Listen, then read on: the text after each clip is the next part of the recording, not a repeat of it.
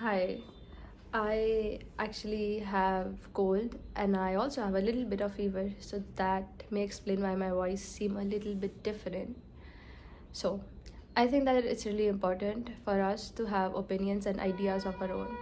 It's really important for us to create a little world for ourselves where we have our own rules and own regulations.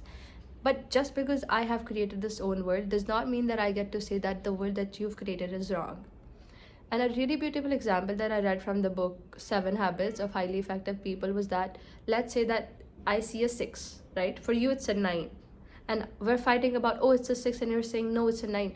Just because I see a six does not mean what you see is just wrong.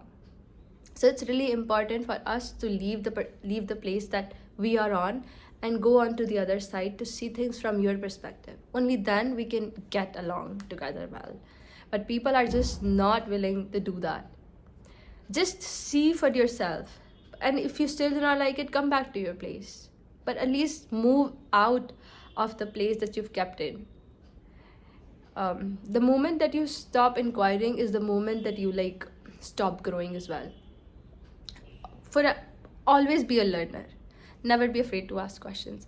And in this world where all the wrong things are being normalized, not all but a lot of things are being normalized, you say, oh, I'm not okay with this, and people are like, how are you not okay with that? Just because I do not want that thing to be a part of my world.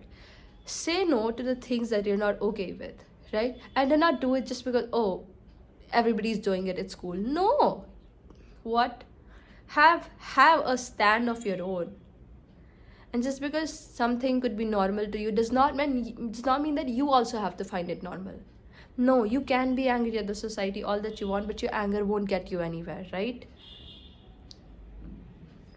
Just allow people in your world if they're okay with the things that you're okay with, right? Tell people your ideas and do not just change your ideas group from groups. This is so common that people have a lot of friend groups and they change who they are from this friend group to this. I get it, we all do it, I do it to some extent, but changing your entire personality, your thoughts, your ideas just to fit in, no, please don't do that. People have normalized all sorts of bullshit and they give all sorts of stupid explanations, and you might have listened to all those explanations and you'll be like, okay, yeah, that's okay. But no, it's not okay. You do not have to be okay with something that you are not okay with just to please somebody else, right?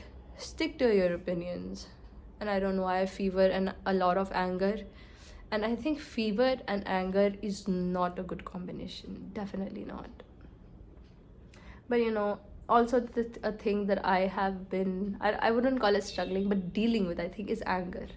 A new emotion. I do not get angry a lot, but I get angry at the things which are no longer in my control. That how could I have been, how could I have let that happen? It could be like not doing a lot of things earlier, not finding out what I wanted to do earlier. A lot of things, they make me so angry. And anger about the past is something that I've always struggled with. That, oh, I could have done this, I could have done that, how did I let this happen?